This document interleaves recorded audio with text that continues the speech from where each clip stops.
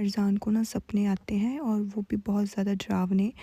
तो वो जल्दी से उठ जाती है चीखें मारती हुई, और सामने ना आतिश बैठा होता है और वो जल्दी से आतिश को हग कर लेती है। तो आतिश उसे बोलता है कि डरो मत, सब कुछ ख़त्म हो चुका है, प्लीज़ डरो मत। पर मरजान बहुत ज़्यादा डर चुकी होती है और वो रोने लगती है।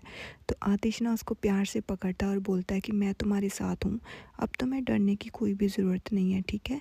देखो हम कमरे में हैं और अब तुम्हें डरने की ज़रूरत नहीं है, क्योंकि मैं तुम्हारे सामने बैठा हूँ और मैं तुम्हें कुछ नहीं होने दूँगा, प्लीज़ डरो मत। वो बोलती है कि मुझे सपना आया था और मैं बहुत ज़्यादा डर गई थी। तो आतिश कहता है हाँ मैं समझता हूँ, कुछ नहीं होता, पर अब चुप हो जाओ, तुम्हें कुछ नहीं होगा, मैं सामने हूँ ना, अब डरना नहीं है। तो फिर ना मरजान आतिश को बोलती है कि प्लीज़ मुझे कभी भी छोड़कर मत जाना, प्लीज़ हमेशा मेरे साथ ही रहना। तो आतिश उसको बोलता है कि तुम इस बात की बिल्कुल भी टेंशन मत लो, मैं हमेशा तुम्हारे साथ हूँ और मैं तुम्हें कभी भी अकेला नहीं छोड़ूंगा और हमेशा मैं तुम्हारे साइड ही रहूँगा। अगर तुम्हारे सर के बाल को भी किसी ने छूने की ट्राई की ना, तो मैं उस आदमी को ज़िंदा जला दूँगा। तुम इस बात की बिल्कुल भी टेंशन मत लो कि अब मैं तुमसे दूर जाऊँगा। ओके, तुम मेरे पे भरोसा करती हो ना, प्लीज़ ट्रस्ट मी, मैं तुम्हें कभी भी अकेला नहीं छोड़ूंगा। यार ये कितना रोमांटिक हो रहा है। फिर उसके बाद ना मरजान फिर से रोने लग जाती है। फिर मरजान उसको बोलती है कि हाँ आई ट्रस्ट यू, मैं सिर्फ तुम पे ट्रस्ट करती हूँ, मुझे और किसी पर भी ट्रस्ट नहीं है, सिर्फ तुम पे ही ट्रस्ट है। और फिर वो फिर से रोने लग जाती है और ये एक दूसरे को ना ऐसे आंखों में आंखें डालकर देखते रहते हैं। गाइस इनका रोमांस शुरू हो गया। फिर उसके बाद ना फिर वो बोलती है कि आई एम सो सॉरी आतिश, मुझे बहुत बुरा लग रहा है और मुझे मेरे इन सपनों की वजह से ना तुम बहुत ज़्यादा तंग हो रहे हो।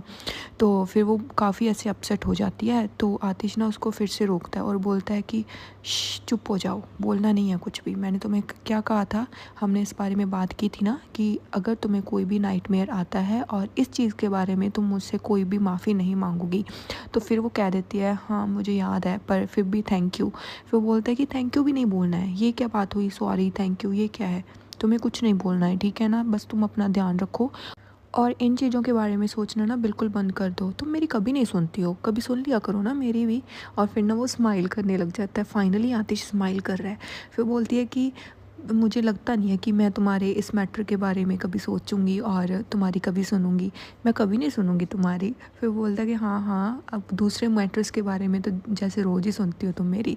और वो फिर से स्माइल करने लग जाता है और ना मरजान भी स्माइल करने लग जाती है और फिर ना वो शर्मा जाती है।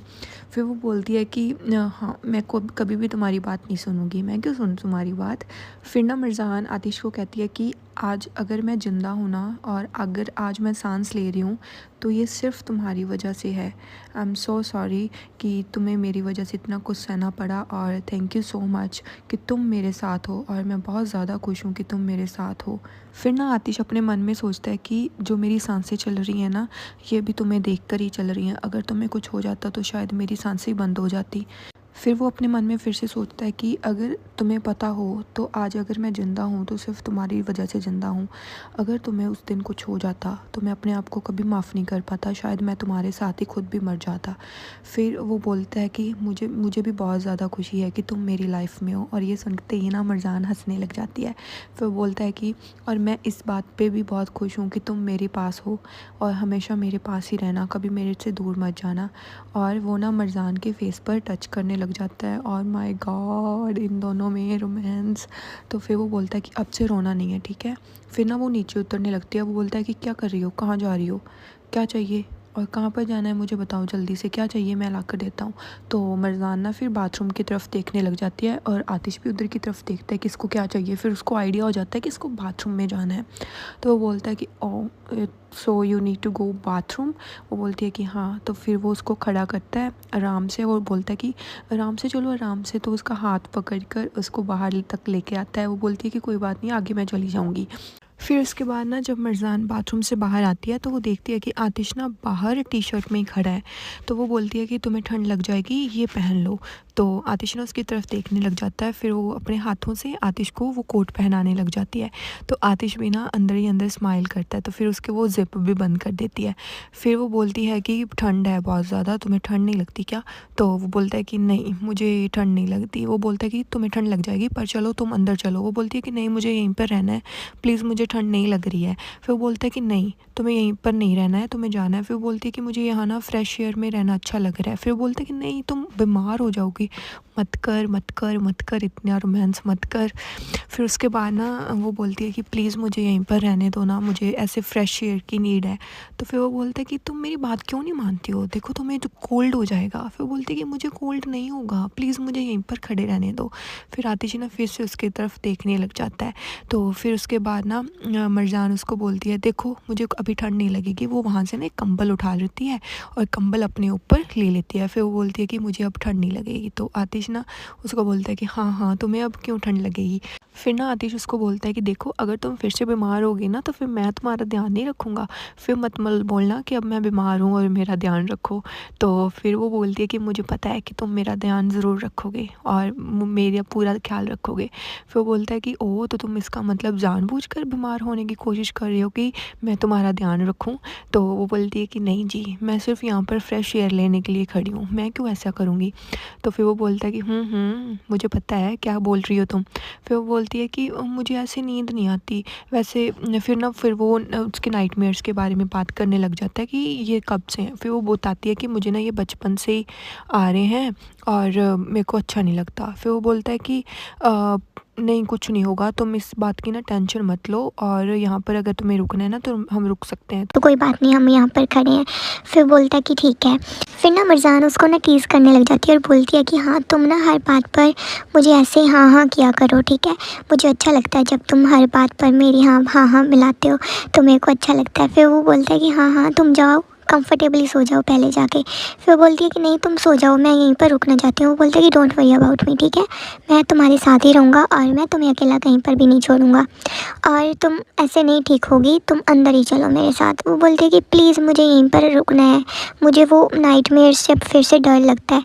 मैं जब से बचपन से वो नाइटमेयर्स देखती आ रही हूँ, अब मेरे को ना सच में उन नाइटमेयर से इतना ज़्यादा डर लगने लग गया है कि मैं मतलब अब स्टैंड भी नहीं कर पाती। कुछ भी छोटी बहुत चीज़ हो जाती है ना मेरे साथ, तो वो नाइटमेयर्स मेरे को आने शुरू हो जाते हैं। मुझे नहीं पता ये मेरे को क्यों आते हैं। मुझे ना बहुत ज़्यादा बच्चों की ऐसे पेनफुल आवाज़ें सुनती हैं, वो चीखें मारते हैं मेरे सपनों में आकर, और मुझे सिर्फ उनकी चीखें ही सुनती हैं, मुझे बच्चे नहीं दिखाई देते।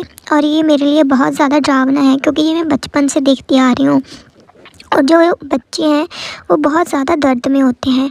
फिर वो आतिश उसको बोलता है कि कोई बात नहीं, ये भी बीत जाएगा, तुम इस चीज़ की टेंशन मत लो। फिर ना आतिश उसको कमरे में ले आता है और मरजान को सुलाने की कोशिश करता है, उसका पीलो वगैरह ठीक करता है। यार ये इतना रोमांटिक है। फिर उसके बाद वो बोलता है कि हाँ, ऐसे ठीक हो तुम। भाई मरजान को भी आतिश से प्यार हो रहा है अब तो वो ना उसको देख रही होती है आराम से, है ना। तो फिर वो उसके ऊपर कंबल दे देता है और बोलता है कि ठीक है, अब तुम सो जाओ, ठीक है, मैं तुम्हारे पास ही बैठा हूँ। तो फिर वो बोलती है कि ठीक है, मैं सो जाती हूँ, ओके चलो गुड नाइट। तो फिर वो गुड नाइट बोलती है और सो जाती है। फिर ना आतिश उसका हाथ पकड़कर पूरी रात, गाइस पूरी रात, कोई आदमी बैठ सकता है क्या तुम्हारा हाथ पकड़कर पूरी रात वहाँ पर।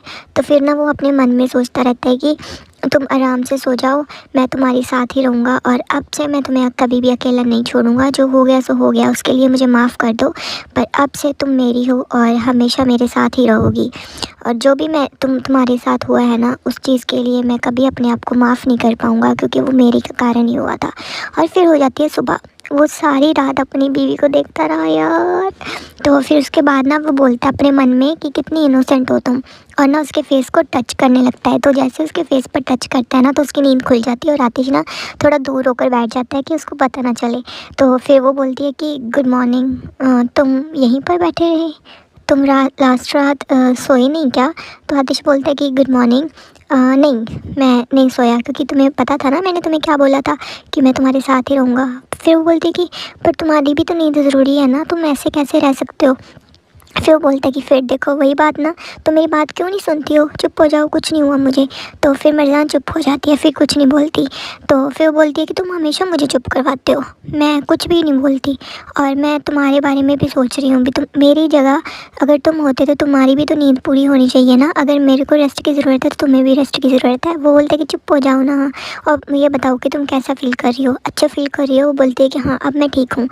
तो फिर वो बोलता है कि ठीक है, अगर तुम चाहो तो हम ना गार्डन में जा सकते हैं और वहीं पर ब्रेकफास्ट कर लेंगे, तुम्हें गार्डन में जाना है क्या? तो फिर वो बोलती है कि नहीं तुम चले जाओ अगर तुम्हें जाना है तो, पर मेरा मन नहीं है गार्डन में जाने का और मुझे यहीं रूम में ही अच्छा लग रहा है और मैं यहीं पर रूम में ही रहना चाहती हूँ, अगर तुम्हें जाना है तो तुम चले जाओ प्लीज़। तो फिर वो बोलता है कि अब जो जो चीज़ें तुम्हें डरा रही हैं ना वो बाहर नहीं है, तुम्हें बाहर जाने से डरना नहीं चाहिए, तुम्हें इस कमरे से बाहर निकलना चाहिए, तभी तो तुम्हारे मन में जो ये डर है ना वो बाहर निकलेगा।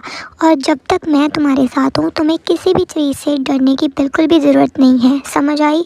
और तुम्हें नहीं पता क्या, मैं अपनी जान को जोखिम में डालकर तुम्हें बचाऊंगा। और इतनी बात सुनकर नहीं ना मर्जाना से शॉक हो जाती है। फिर वो उसे फिर से बोलता है कि मुझे अगर मेरी जान भी देनी पड़े ना तुम्हारे खातिर तो मर्जान मैं उसके बारे में भी नहीं सोचूंगा, तुम्हें पता है ना इस बात का, और मैं तुम्हें हमेशा प्रोटेक्ट करूँगा, बाहर ऐसा कुछ नहीं है, चलो बाहर चलते हैं। तो मर्जान ना उसको देखकर ऐसे स्माइल करने लग जाती है। फिर उसे बोलती है कि ओके ठीक है, मुझे पता है कि तुम हमेशा मुझे प्रोटेक्ट करोगे। फिर वो बोलती है कि अच्छा ठीक है तो चलो हम चलते हैं, बट ना पहले मुझे वॉशरूम यूज़ करना है, तो फिर मेरे को वॉशरूम जाने दो। तो फिर बोलता है कि हाँ कोई बात नहीं तुम वॉशरूम चले जाओ। फिर वो उसको उठाने के लिए ना अपना हाथ आगे बढ़ाता है, तो मर्जान उसका हाथ देखने लगती है। फिर मर्जान अपना हाथ उसके हाथ पर रख लेती है